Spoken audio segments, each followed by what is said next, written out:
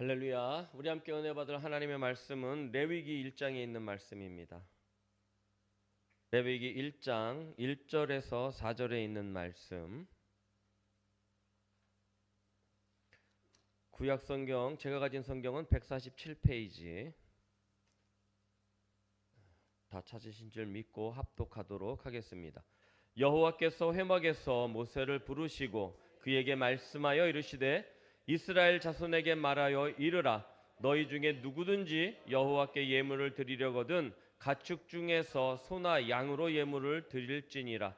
그 예물이 소의 번제이면 흠없는 수컷으로 회막문에서 여호와 앞에 기쁘게 받으시도록 드릴지니라. 그는 번제물의 머리에 안수할지니 그를 위하여 기쁘게 받으심이 되어 그를 위하여 속죄가 될 것이라. 아멘.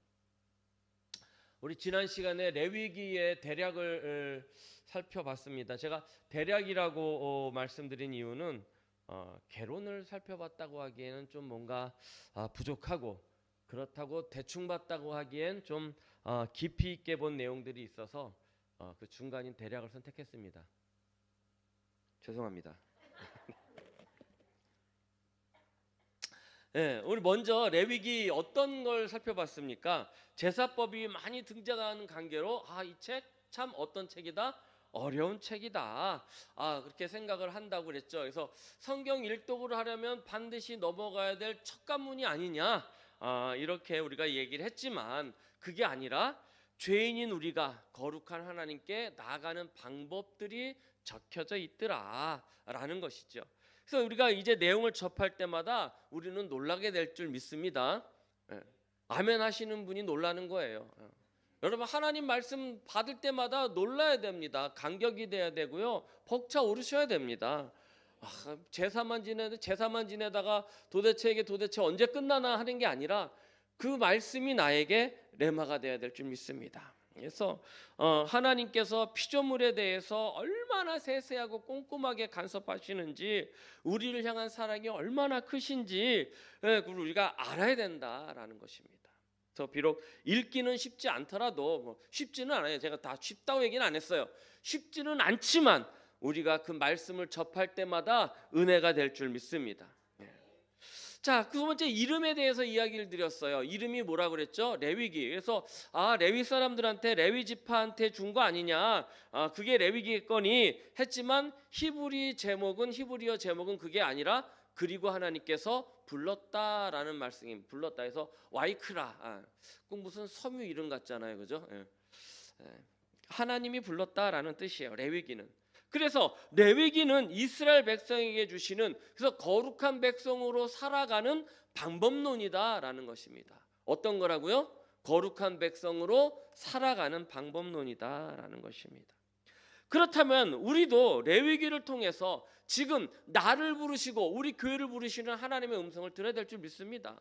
우리에게 주시는 그 방법론을 들어야 될 줄 믿습니다. 너 세상에서 이렇게 살아라, 세상에서 이렇게 구별되어라, 이렇게 거룩하여라, 이렇게 성결하여라 하는 말씀을 우리는 들어야 된다라는 것입니다. 마지막으로 레위기에 소개되는 제사법들은 무엇이냐? 장차 오실 예수 그리스도의 뭐다? 예표다라는 것입니다. 우리가 실체를 보지 못하더라도 그림자가 있으면 뭐가 있다고 생각하는 거예요? 실체가 있구나. 우리가 실체를 보지 못하는 이유는 우리의 눈이 밝지 못해서거나 아니면 실체가 너무 커서 봐도 보지 못하는 것처럼 느낄 때가 있다라는 것입니다. 그런데 그림자가 있다는 건 실체가 있다라는 증거라는 것이죠. 우리가 레위기를 읽어야 되는 이유가 바로 그거예요. 그림자를 통해서 실체를 바라보자라는 것이죠. 그리고 그 발견한 실체를 그림자를 통해서 설명할 수 있어야 된다라는 것입니다. 그 말씀이 어디에 기록됐어요? 히브리서에 기록됐는데, 구약에서는 날마다 짐승을 잡아서 피를 흘림으로 제사를 드렸지만 신약에 와서 예수님께서 오신 후에는 어떻게 됐어요? 예수께서 단번에 자신을 드려서 그 제사를 완성했다라고 말씀을 드렸어요. 그래서 이제 우리가 레위기를 묵상해 가면서 하나님의 거룩을 닮아가시기를 축원합니다. 날마다 성결함으로 새 사람으로 변화받기를 바랍니다. 거기서 하나님의 사랑하심을 발견하고 예수께서 우리를 얼마나 완벽하게 하나님께로 인도하는지를 우리는 깨달아야 돼요. 그래서 그 예수께서 가르치신 길대로 우리는 어떻게 해요? 따라가야 될 줄 믿습니다. 아멘. 네. 자, 이제 본문으로 들어가겠습니다. 이제 1장 1절부터 들어가는 본편이에요. 첫 시간인 번제에 대해서 우리가 살펴보도록 하겠습니다. 레위기의 주제가 뭐라고 그랬죠?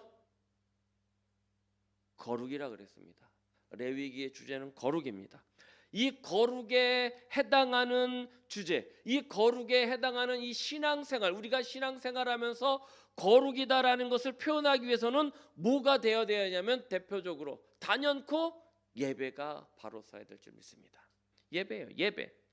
그러니까 레위기가 제시하는 모든 제사는 뭐의 모델이다? 예배의 모델이다라는 것입니다. 그렇다면 번제는 무엇이고 번제가 우리에게 제시해 주는 예배는 어떤 예배인가? 우리가 한번 말씀을 통해서 알아보도록 하겠습니다. 자, 번제가 무엇입니까? 네? 네, 전체를 다 태워드리는 거예요. 번제. 자, 1장 9절 한번 읽어보도록 하겠습니다. 시작. 그 내장과 정강이를 물로 씻을 것이요 제사장은 그 전부를 제단 위에서 불살라 번제를 드릴지니 이는 화제라 여호와께 향기로운 냄새니라. 아멘. 화제가 났어요. 예. 화제예요. 화제. 바로 그거예요. 불 태워서 드리는 제사. 화제입니다. 번제는 화제입니다. 번제의 뜻은 무엇이냐면 올라가다라는 뜻이에요. 뭐라고요? 올라간다라는 거예요. 번제는 제물을 태워서 하나님께 향기로운 냄새를 어떻게 하는 거예요? 올려드리는 거예요. 그래서 1장 9절 마지막에 여호와께 향기로운 뭐다? 냄새다라고 말씀을 하고 있는 거예요. 그래서 번제는 제사를 드리는 사람, 제사를 드린다 하기엔 좀 약간 좀 뭐랄까 좀 말의 뜻이 좀 이상하니까 예배자라고 표현할게요. 이제부터 예배자는 뭐예요? 제사를 드리는 사람인 거예요. 아셨죠? 예. 자, 예배자의 죄를 사하는 제사예요. 번제는 예배자 내 죄를 사하는 제사예요. 한번 따라서 해보세요. 번제는 내 죄를 사하는 것이다. 예. 그래서 제물을 잡아서 그 피는 제단 사방에다가 뿌리고 사면에다가 뿌리고 제물은 소가 될 수도 있고 양이나 염소가 될 수도 있고 또 비둘기가 될 수가 있어요. 그래서 번제는 그 제물의 가죽을 벗겨낸 것을 태워드렸는데 이 모든 게 태워진 것처럼 아까 우리가 9절에서 읽었죠. 전부를 제단 위에서 불살랐다. 전부를 태워드린 것처럼 예배자, 제사를 드리는 사람, 우리의 삶도 뭐가 되어야 되냐면 온전한 헌신, 온전하게 태워져야 된다라는 것입니다. 자, 내 삶이 어떻게 된다고요? 온전하게 헌신되어야 된다. 온전하게 태워져야 된다라는 것입니다. 출애굽기 29장 38절에서 39절을 한번 읽어보겠습니다. 시작. 내가 제단 위에 드릴 것은 이러하니라. 매일 1년 된 어린 양 두 마리니 한 어린 양은 아침에 드리고 한 어린 양은 저녁 때에 드릴지며 라고 했습니다. 번제를 어떻게 드렸느냐? 아침과 저녁으로 드렸습니다. 양 두 마리를 데려다가 아침에 한 마리, 저녁에 한 마리 태워드렸다라는 것입니다. 번제가 이렇게 드려진다라는 것은 무엇을 뜻하냐면 하나님께 어떻게 돼야 돼요? 지속적으로 예배를 드려야 된다라는 것입니다.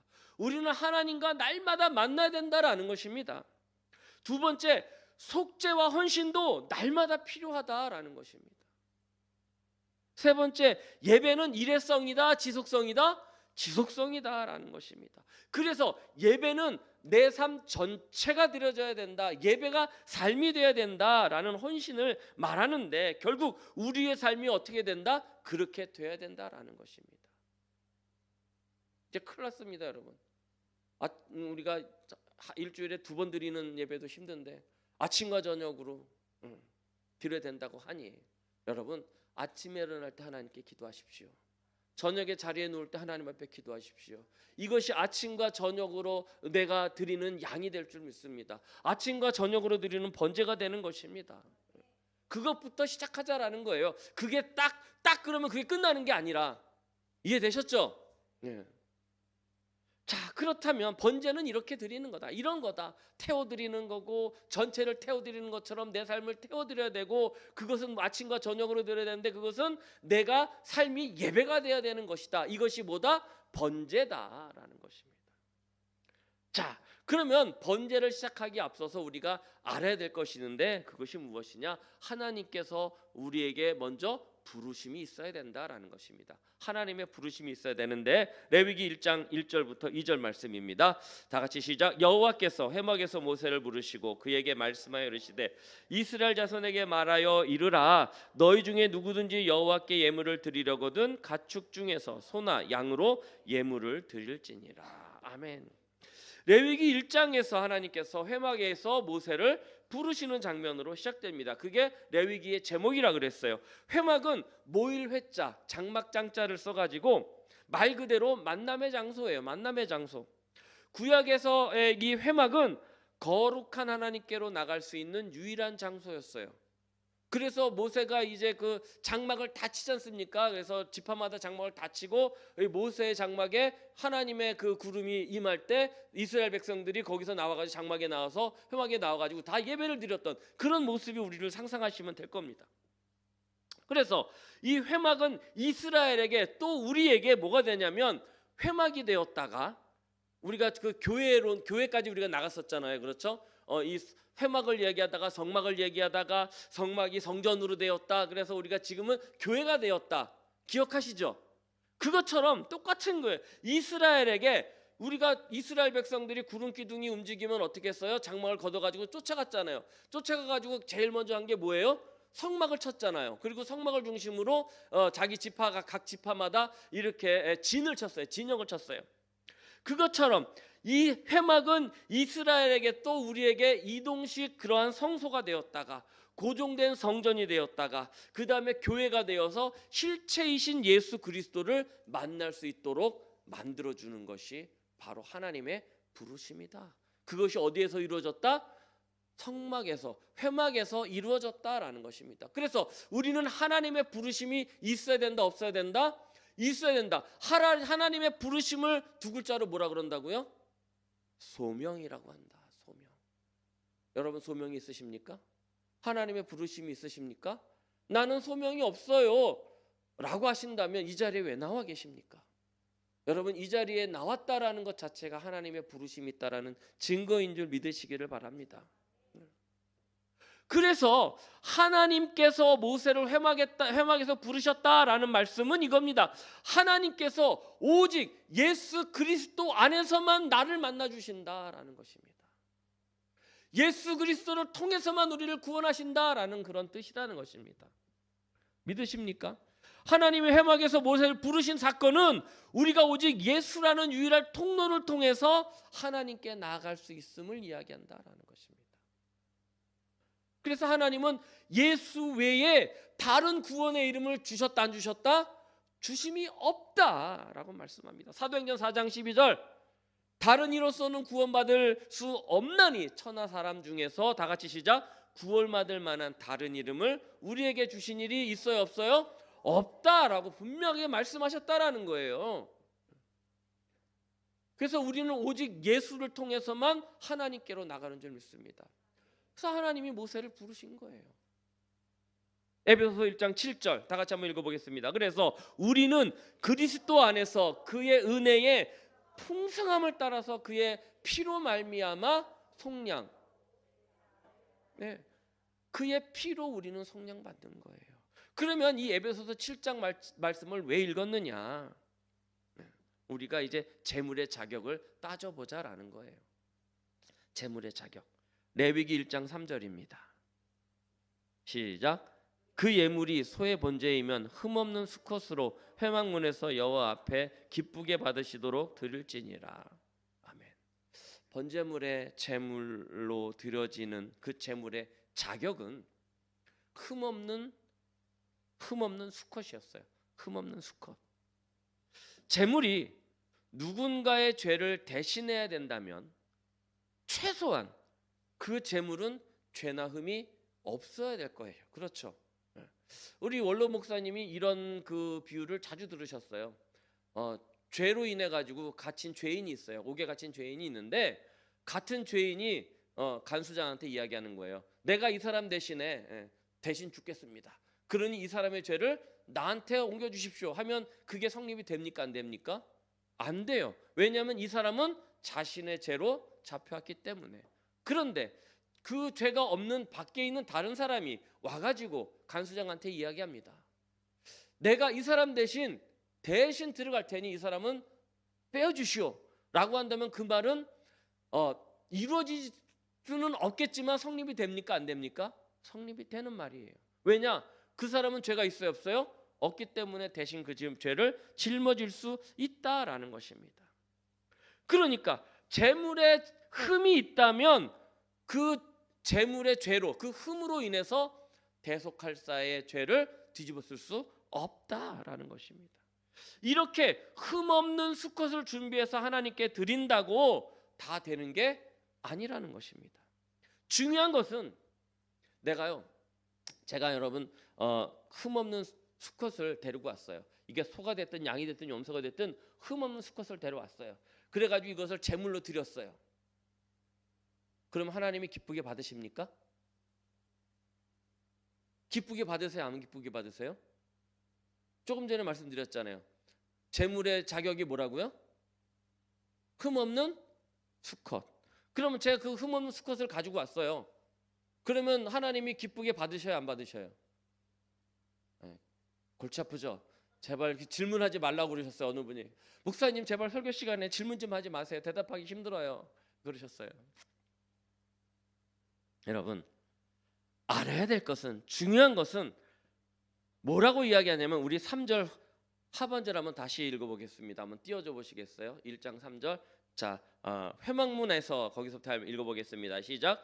회막문에서 여호와 앞에 하나님이 어떻게 하시도록? 기쁘게 받으시도록 드려야 된다라는 것입니다. 이 기쁘게 받으신다라는 것이 무엇이냐? 기쁘게 받으신다라는 것. 출애굽기 12장에 나와 있습니다. 출애굽기 12장 5절부터 6절입니다.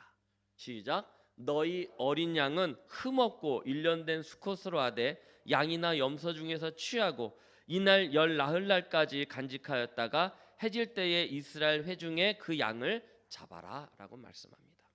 출애굽기에 보니까 제물도 그냥 준비하는 게 아니라는 것입니다.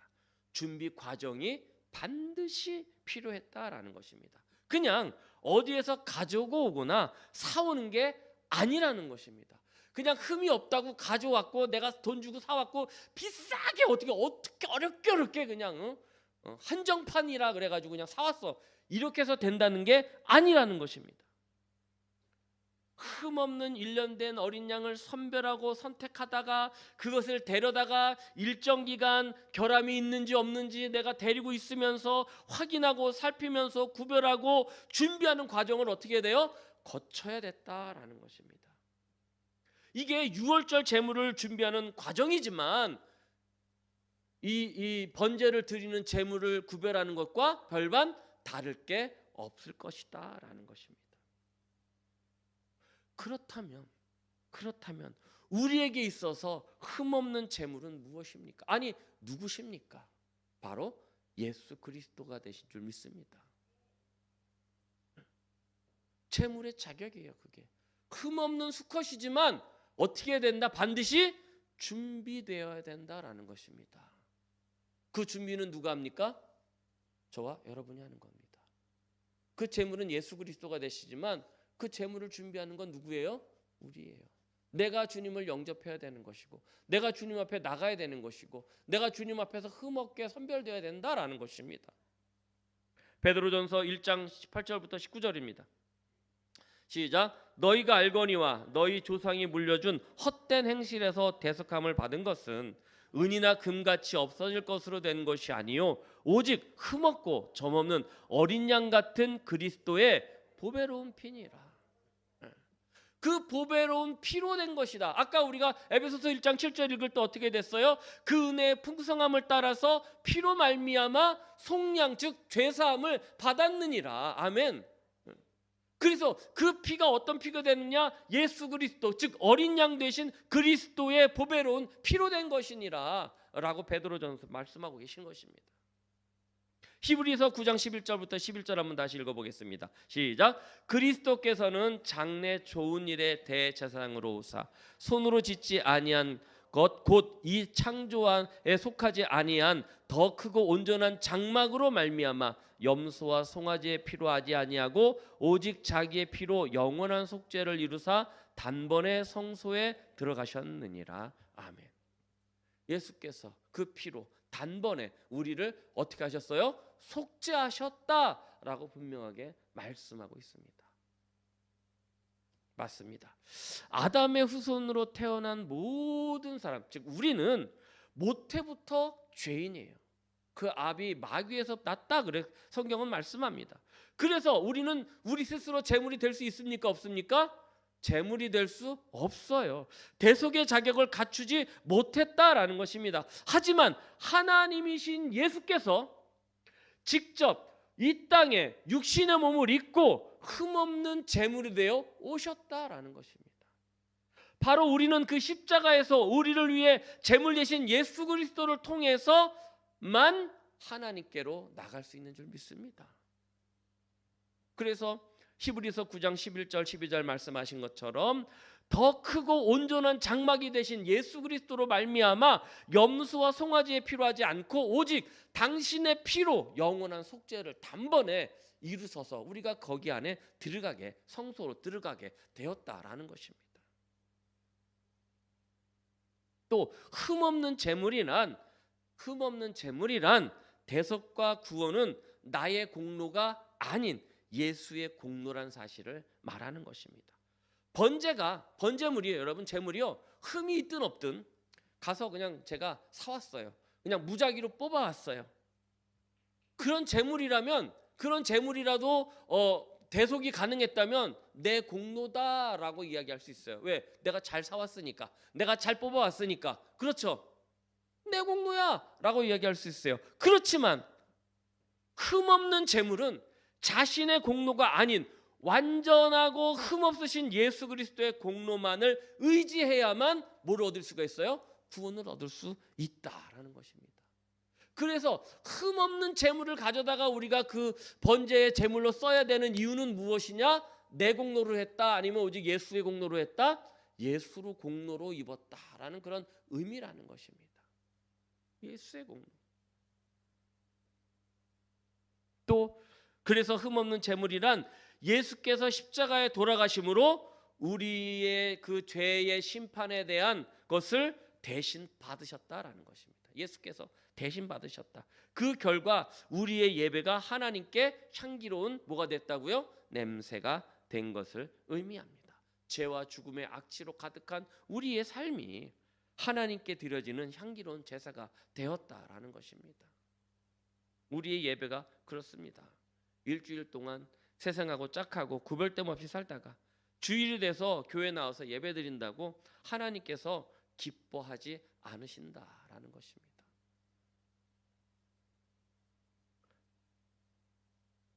하나님의 거룩을 닮아가면서 세상과 온전히 구별되고 그렇게 우리도 나의 삶이 온전히 태워지는 번제가 될 때 하나님께서 나의 삶을 어떻게 받으셔요? 기쁘시게 받으시는 줄 믿습니다. 그게 번제가 우리에게 의미하는 의미예요. 또 하나를 살펴보겠습니다. 안수를 통해서 죄를 전가하는 행위가 있습니다. 번제는 레위기 1장 4절입니다. 함께 읽어보겠습니다. 시작. 그는 번제물의 머리에 안수할지니 그를 위하여 기쁘게 받으심이 되어 그를 위하여 속죄가 될 것이라. 아멘. 번제의 정점은 제물에 행하는 안수에 있습니다. 우리 흔히 안수를 말할 때 축복이나 신유의 능력을 의미하지만 본문에서 안수는 내 죄를 짐승에게 떠넘기는 그러한 죄의 전가를 말합니다. 예배자가 제사를 드리는 사람이 제물의 머리에 손을 얹는 순간 그 모든 추악한 죄는 어떻게 돼요? 짐승에게 옮겨가는 것입니다. 그래서 짐승은 예배자 대신에 죄를 대신 짊어진 저주의 존재가 되는 것이죠. 이때 중요한 게 있습니다. 제사장이 직접 그 짐승을 도살해야 된다라는 것입니다. 안수한 짐승을 직접 도살하는 거예요. 이는 오늘날 왕 같은 제사장이 된 성도가 십자가 앞에서 날마다 회개하면서 바로 내 죄로 인해서 예수께서 어떻게 되셨다? 돌아가셨다라는 회개가 있어야 된다라는 것입니다. 아까 우리 찬양할 때 진혜선 집사님이 아이들이 저기 치워라 했는데 안 치운다고, 얼마나 우리 집에도 비타민 C 많다고, 얼마나 얄미운 줄 몰랐다고. 그런데 하나님이 우리 보시기에 그러지 않겠냐고. 마찬가지예요. 여러분, 우리에게 있어서 지금 회개가 없어지고 있습니다. 우리의 삶이 그렇게 거룩하지도 않은데, 우리의 삶이 하나님께 나가는 데에 떳떳하지도 않음에도 불구하고 치우지 않는다라는 거예요. 태우지 않는다라는 거예요. 회개치 않는다라는 거예요. 여러분, 회개가 있기를 바랍니다. 우리의 기도에 회개가 빠지면 안 됩니다. 제사장이 제물을 직접 잡으면서 내 죄가 얼마나 참혹한지를 목격했듯이 우리 역시 내가 지은 죄를 하나님 앞에 낱낱이 고백함으로 내 죄가 얼마나 추악했는지를 날마다 목도해야 된다는 사실입니다. 그것이 번제가 우리에게 원하는 거예요. 그래서 번제는 예수님의 온전한 희생의 모형입니다. 예배자가 자신의 죄를 제물의 안수함으로 전가했듯이 하나님도 독생하신 예수께 우리의 죄를 어떻게 하셨어요? 담당시키셨어요. 안수하셨단 말입니다. 죄를 전가하셨어요. 이사야서 53장 6절 말씀입니다. 함께 읽어보겠습니다. 시작.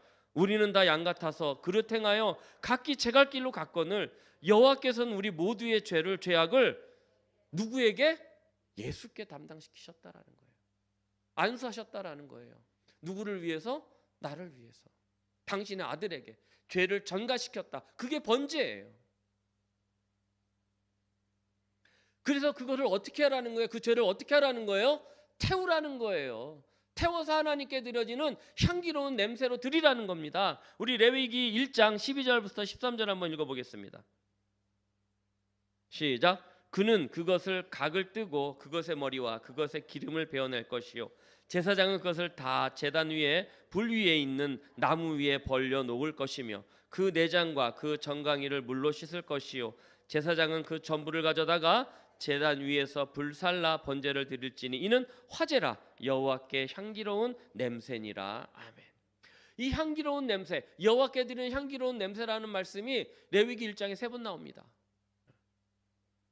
소의 번제를 드릴 때에 향기로운 냄새, 염소와 양의 번제를 드릴 때에 향기로운 냄새, 비둘기의 집비둘기나 산비둘기의 저기를 드릴 때에 향기로운 냄새라고 그렇게 3번 계속해서 언급하고 계십니다. 번제는 화제라 그랬어요. 화제. 우리가 이제 레위기에서 묵상할 5가지 제사인 번제, 소제, 화목제, 속건제, 속죄제, 이 5가지 제사가 다 뭐로 태워주는 거냐면 불로 태워드리는 그러한 화제입니다. 성경에서 불은 심판을 말씀합니다. 심판. 불의 제단에서 제물이 형체도 없이 타들어가는 과정은 우리가 받아야 될 지옥의 형벌입니다. 그렇지 않겠습니까?